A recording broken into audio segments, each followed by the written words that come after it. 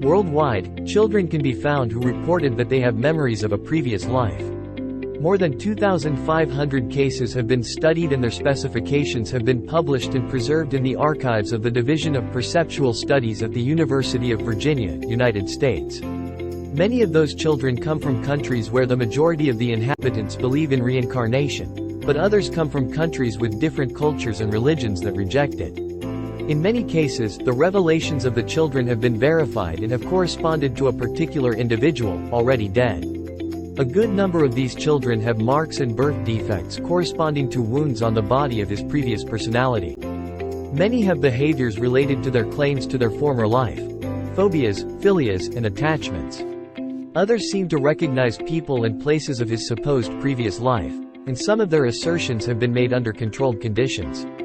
The hypothesis of reincarnation is controversial. We can never say that it does not occur, or will obtain conclusive evidence that it happens.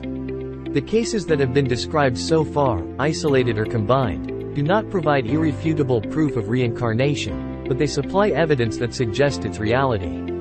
There is some convincing evidence of reincarnation that I will show you.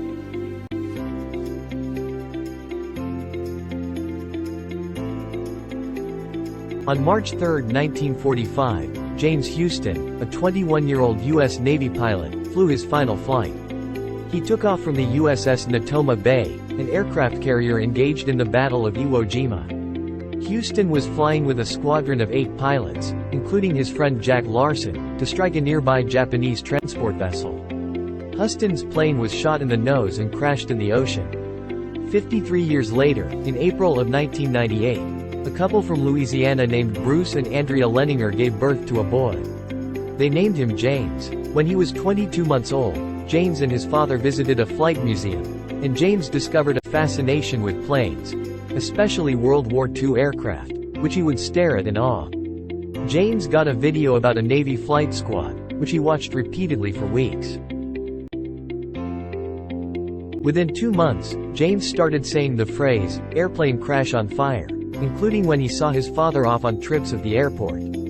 He would slam his toy plane's nose first into the coffee table, ruining the surface with dozens of scratches.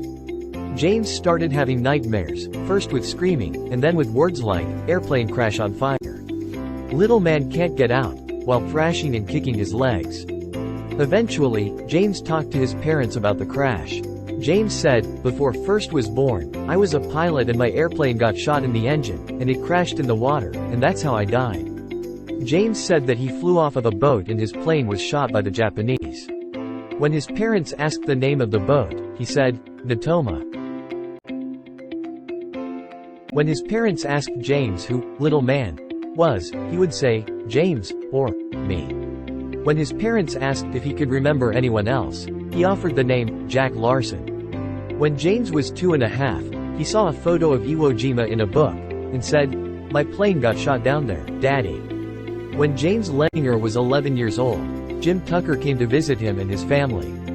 Tucker, a psychiatrist from the University of Virginia, is one of the world's leading researchers on the scientific study of reincarnation or rebirth. He spent 2 days interviewing the Leninger family, and says that James represents one of the strongest cases of seeming reincarnation that he has ever investigated. You've got this child with nightmares focusing on plane crashes, who says he was shot down by the Japanese, flew off a ship called Natoma, had a friend there named Jack Larson. His plane got hit in the engine, crashed in the water, quickly sank, and said he was killed at Iwo Jima. We have documentation for all of this, says Tucker in an interview.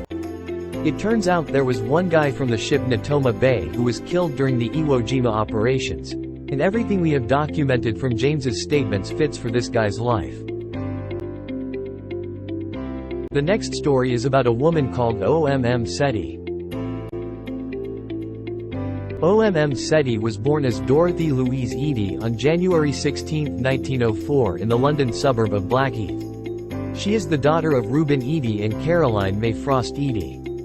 Draftswoman for the Department of Egyptian Antiquities and keeper of the Abydos Temple of Seti I, her life furnished one of the Western world's most intriguing and convincing modern case histories of reincarnation. In 1907 she was believed to have died by a medical doctor after a serious fall.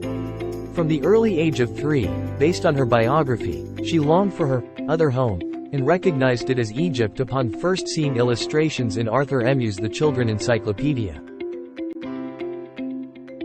After being taken by her parents to visit the British Museum, and on observing a photograph in the New Kingdom Temple exhibits room, the young Edie called out, "There is my home. But where are the trees?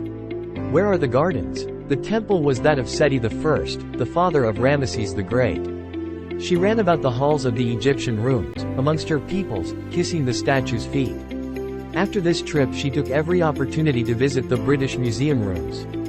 There, she eventually met E. A. Wallace Budge, who was taken by her youthful enthusiasm and encouraged her in the study of hieroglyphs. Between ages 10 and 12 she spent as much time at the museum as possible.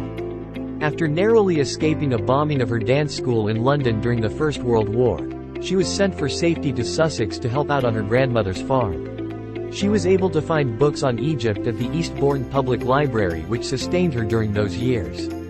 At age 15 she began having visitations from Pharaoh Seti I and recurring impressions during adolescence of being in an Egyptian environment.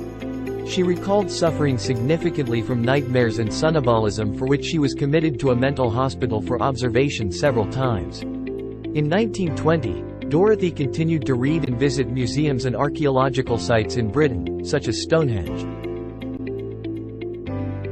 At the age of 27, she moved to London and took a job with an Egyptian public relations magazine, for which she wrote articles and drew political cartoons which reflected her passions for Egyptian political independence from Britain.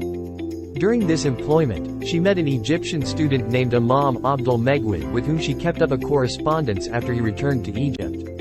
Eventually he proposed marriage, and at age 29, over the objections of her parents, she accepted and in 1933 booked passage on a boat sailing for Egypt. She kissed its soil upon landing and felt she had come home to stay. Upon her marriage into the upper-middle-class Egyptian family she received the name of Bulbul, Nightingale, Abdul Megwid. During these Cairo years she had several out-of-body experiences.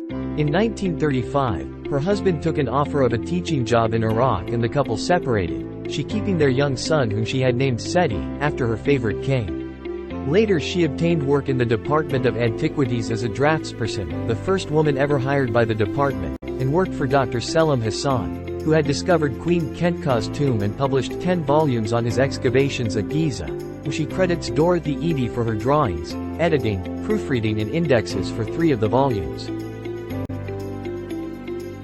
Egypt Ancient. In 1951, Dorothy was hired by Dr. Ahmed Fakhri, who in charge of the Pyramid Research Project at Dahshur. There she did some restoration work in tombs as well as kept the catalogue of what came out of the Dahshur sites. She still helped the Egyptologist Selim Hassan with his publications. Dorothy Edie lived in the Cairo for several years before traveling to Abydos. She set up home in Arabet Abydos, which sits in the cradle of the mountain Pega the Gap. The ancient Egyptians believed this mountain led to Amenti and the afterlife. It was here that she began to be called Seti, because it was customary in Egyptian villages to refer to a mother by the name of her eldest child. She catalogued and translated the inscribed blocks from the ruins of the ancient palace and magazines at the site and prepared drawings and plans of the architecture of the Seti temple. She located the temple's garden just where she had previously imagined she would find them. She spent months in the ruined temple of Ramses II copying down every inscription. Seti adapted very well to life among the peasants in the primitive village. She also displayed some remarkable abilities. For instance, she was not afraid of cobras and even fed them like pets and used ancient spells to spellbind them. Due to such powers, the local villagers regarded Seti as a witch and feared her powers. However, since she has been outgoing and friendly, she was soon sought out by tourists and visiting scholars alike. It was on her insistence that the world was laid. In 1960s Edie began to write a series of articles and reports for the American Research Center in Egypt that revealed the endurance of the ancient folk and religious traditions as they manifested themselves in the daily lives of her village neighbors. She retired in 1969 but continued to guide tourists around the Seti temple. During sleeps she frequently had visions of the past that often proved to be quite accurate. Her belief in reincarnation was put down to a harmless bee in her bonnet, and she did not try to convert anyone to her religious or psychic ideas. In 1980, shortly before she died, Seti was featured in 2 TV documentaries. The BBC program, Seti and Her Egypt, was filmed on site in October and features interviews with T.G.H. James and Rosalie David as well. The National Geographic also made a film with Seti and the staff of Chicago House in Luxor called Egypt: Quest for Eternity. She later died on April 1981, and is buried at Abydos. Pussy, he think he the battery. We call him Elon Musk.